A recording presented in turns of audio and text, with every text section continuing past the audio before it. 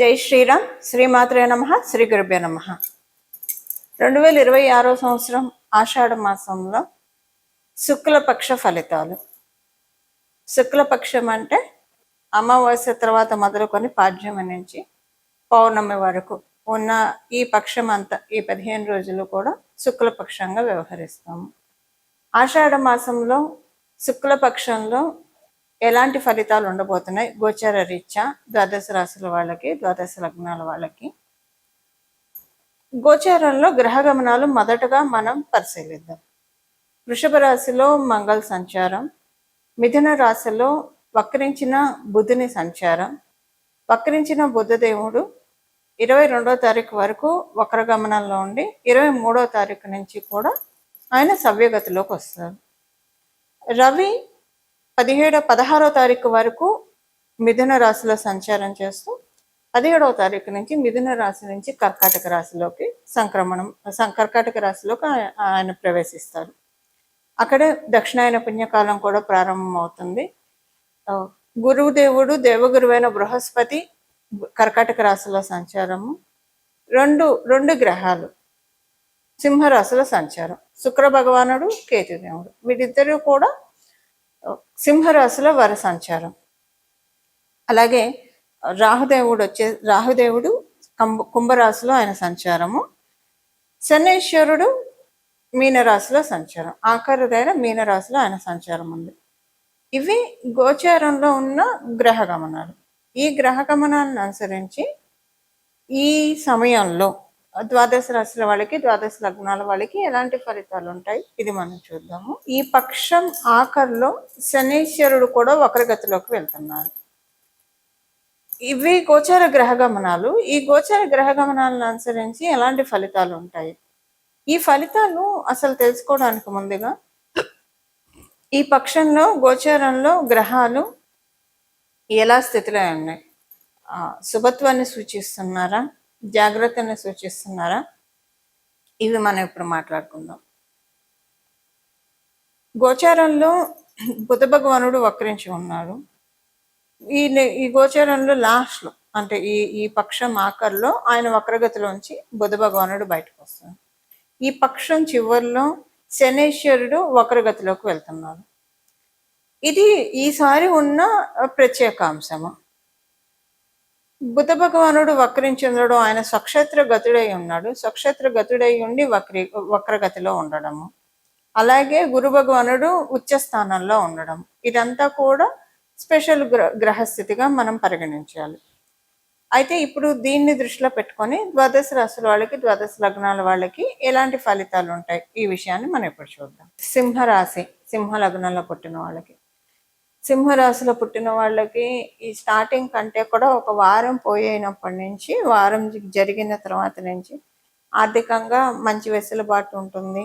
అలాగే ఎక్కువ మందితో కలుస్తారు, ఎక్కువ మందితో మీటింగ్స్ ఉంటాయి, మాట్లాడాల్సి వస్తారు. మీరు షెడ్యూల్ చేసిన ప్రతి ప్రోగ్రాము చేయగలుగుతారు, ఎలాంటి డిస్టర్బ్ లేకుండా చేయగలుగుతారు. కొన్ని మీరు దూర ప్రాంతానికి వెళ్ళాలని అనుకున్నా, దూర ప్రాంతానికి సంబంధించిన వర్క్స్ ఏవైతే చేయాలనుకున్నారో అవి మీరు బాగా సక్సెస్ఫుల్గా చేయగలుగుతారు. వాటిల్లో మీకు చాలా మంచి నేమ్ అండ్ ఫేమ్ కూడా వస్తుంది. అది మీకు చాలా సంతృప్తిని కూడా అందిస్తుంది.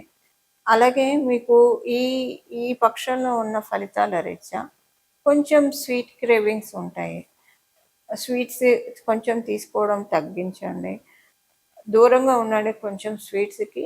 ఎందుకంటే ఇప్పుడు తీసుకునే స్వీట్ క్రేవింగ్స్ వల్ల తీసుకునే స్వీట్స్ కొంచెం మీకు ఒళ్ళు వెయిట్ బాగా పుటాన్ అయ్యే తర్వాత ఆ వెయిట్ తగ్గించుకోవాలంటే చుక్కలు కనిపిస్తాయి. మీకు కొంచెం స్వీట్ క్రేవింగ్స్ ఏమైనా ఉంటే సర్ప్రెస్ చేసుకోండి, వస్తాయి, సర్ప్రెస్ చేసుకోండి. దాని బదులు న్యాచురల్ షుగర్స్ ఉండే ఫ్రూట్స్ తీసుకోండి ఆ స్వీట్ క్రేవింగ్స్ సాటిస్ఫై అవ్వడానికి. అలాగా దానికి సబ్స్టిట్యూట్ ఏదో ఒకటి పెట్టుకోండి. ఎవరైనా స్కూళ్ళు కానీ కాలేజీలు కానీ రన్ చేస్తూ ఉంటే, లేదా లెక్చరర్స్గా, టీచర్స్గా, ప్రొఫెసర్స్గా చేస్తూ ఉంటే వాళ్ళకి గోల్డెన్ పీరియడ్. ఇక్కడి నుంచి ఈ పక్షం నుంచి చాలా బాగుంటుంది. అంటే ఇప్పుడు నేను చెప్పిన పర్టికులర్ ఫీల్డ్లో ఉన్నవారు, అలాగే లైబ్రరీలో వర్క్ చేసేవాళ్ళు, లైబ్రరీస్ రన్ చేసేవాళ్ళు, ఒక రకంగా స్టేషనరీ షాప్స్ కూడా వస్తాయి. వీళ్ళందరికీ మంచి జరుగుతుంది. అంటే గురుస్థానాల్లో ఉన్నవాళ్ళు అందరికీ కూడా, ఇలా టీచర్స్కి, అలాగే పురోహితులకి, ప్రవచనకర్తలకి, స్పిరిచువల్ లైన్లో ఉన్న వాళ్ళకి, స్పిరిచువల్ సీకర్స్కి, స్పిరిచువల్ గురువుస్కి, ఆధ్యాత్మికవేత్తలకి, జ్యోతిష్య పండితులకి, వాస్తు పండితులకి, వీళ్ళందరికీ ఇప్పుడు నేను చెప్పిన ఈ సెట్ ఆఫ్ పీపుల్ అందరూ కూడా గురు భగవానుడి అనుగ్రహంతో ఉంటారు. వీళ్ళందరూ కూడా, వీళ్ళందరికీ డివైన్ బ్లెస్సింగ్స్ బాగా తెలుస్తాయి. ఎంత బాగా తెలుస్తాయి అంటే న్యూ ఎనర్జీస్ చాలా బాగా అనిపిస్తుంది.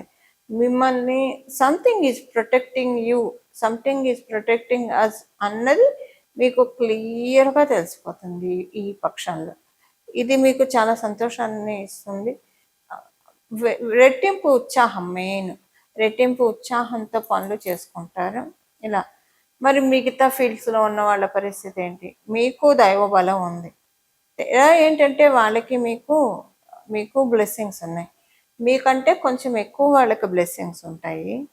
సెకండ్ థింగ్, వాళ్ళ బ్లెస్సింగ్స్ని వాళ్ళు ప్రాపర్గా యూజ్ చేసుకుంటారు. అంటే తెలుస్తుంది, వాళ్ళు డీకోడ్ చేసుకోగలుగుతారు, సో ప్రాపర్గా యూజ్ చేసుకుంటారు.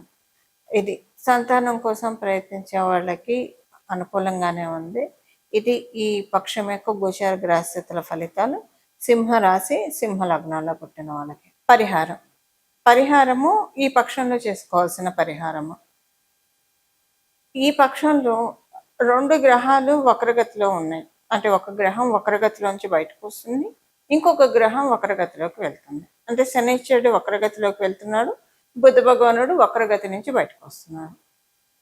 ఈ వక్రగతిలో నుంచి బయటికి రావడం ఇది బెనిఫిట్ అందరికీ. మిథున రాశిలో ఉండి ఆయన వక్రగతిలో నుంచి బయటికి రావడం చాలా మందికి బెనిఫిట్.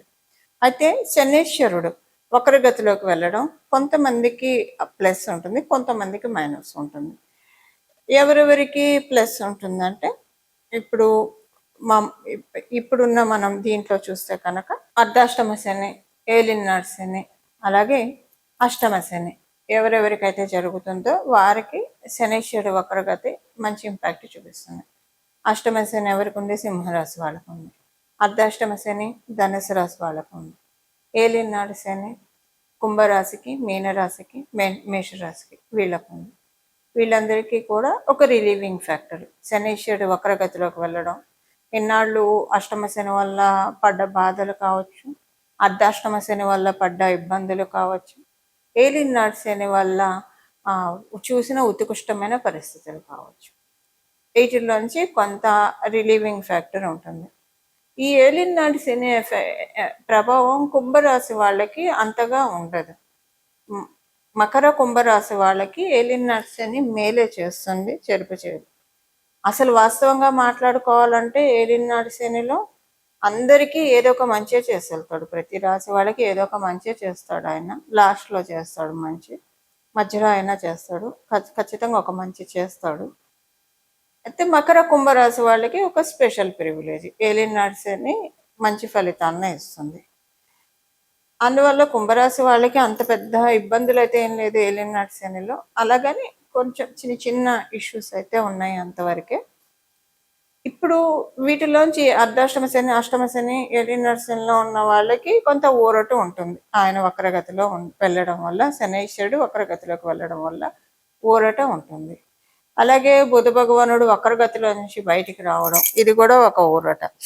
ఆయన స్వక్షేత్రంలో వక్రించడం అనేది అన్ని రాసుల వాళ్ళకి అంటే పూర్తిగా మంచిది కాదు అది.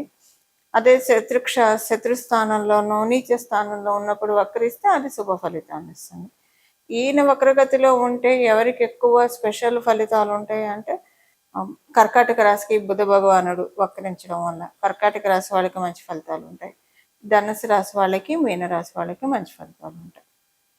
ఇప్పుడు చేసుకోవాల్సిన పరిహారము ఇదేంటంటే, మీరు అంటే మీకు ఒక ఐడియా ఉంటే కనుక ఒక మంత్రాన్ని తీసుకొని ఆ మంత్రాన్ని అనుష్ఠానం చేస్తూ ఇంకొక మంత్రంతో సంపుటీకరణం చేయడం. ఈ ప్రాసెస్ అందరికీ ఐడియా ఉండదు, కొంత కష్టసాధ్యం అవుతుంది. సో దాని బదులు సులువుగా ఉండేది ఒక నామం చెప్తాను, ఈ నామాన్ని జపించండి. ఈ ఈ పక్షం ఈ నామాన్ని జపించడం వల్ల చక్కటి మంచి ఫలితాలు వస్తాయి. అమ్మవారిని అయ్యవారిని ఇద్దరిని కలిపి ఆరాధించాలి. ఇద్దరిని కలిపి నామజపం చేయాలి. ఇద్దరిని కలిపి నామజపం చేయాలి. అది పరమశివుడికి పార్వతికి పరమశివుడికి సంబంధించింది ఒకటి, అలాగే లక్ష్మీ అమ్మవారికి నారాయణుడికి సంబంధించింది తెలుసుకున్నాం. నమశివాయ నమశివాయ, నమశివాయ నమశివాయ, నమశివాయ నమశివాయ.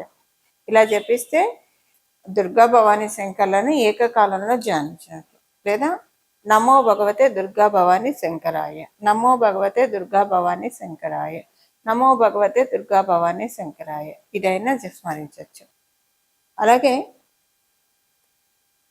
నమో భగవతే రమా సత్యదేవాయ, నమో భగవతే రమా సత్యదేవాయ, నమో భగవతే రమా సత్యదేవాయ, ఇలాగన్నా చెప్పచ్చు. నమో భగవతే శ్రీ సత్యదేవాయ, నమో భగవతే శ్రీ సత్యదేవాయ, నమో భగవతే శ్రీ సత్యదేవాయ అన్న స్మరించవచ్చు. శ్రీనివాస శ్రీనివాస శ్రీనివాస గోవింద శ్రీనివాస గోవింద శ్రీనివాస గోవింద అన్న స్మరించవచ్చు. ఏదైనా మీరు పట్టుకోండి, ఈ నామాన్ని ఈ పక్షం జపించండి. మనసులో మీరు ఇవి నామాలే కాబట్టి ఎప్పుడు దీనికే నియమ నిబంధనలు అంటే ఏమీ ఉండవు. మీరు ఎప్పుడు కూడా సర్వకాల సర్వావస్థల్లో ఈ నామాన్ని జపించుకోవచ్చు. మీరు బయటకు వెళ్తున్నారు, ఆఫీస్కి వెళ్తున్నారు, లేదా ఎక్కడన్నా ఉన్నారు, స్మరించుకోవచ్చు. నిద్ర పడుకున్నారు మంచం మీద, అప్పుడు కూడా నామజపానికి ఎటువంటి తప్పు లేదు, ఎలాంటి నియమాలు కూడా లేవు. భోజనం చేస్తున్నాడు, భోజనం చేస్తూ స్మరించుకోవచ్చు. అసలు భోజనం కాలంలో భగవన్ నామస్మరణ చేస్తూనే భోజనం చేయాలి. సో వంట చేస్తున్నా, ఏ పని చేస్తున్నా సరే భగవన్ నామస్మరణ చేసుకుంటూ చేస్తే కనుక ఈ పక్షం అంతా కూడా దైవబలం చక్కగా ఉన్న పక్షము. అనుకూలమైన పరిస్థితులు ద్వాదశ రాశుల వాళ్ళ, ద్వాదశ లగ్నాల వాళ్ళకి చూడడానికి అవకాశం కలిగిస్తుంది ఈ పక్షంలో ఉన్న ఫలితాలు ఈ నామజపం ద్వారా.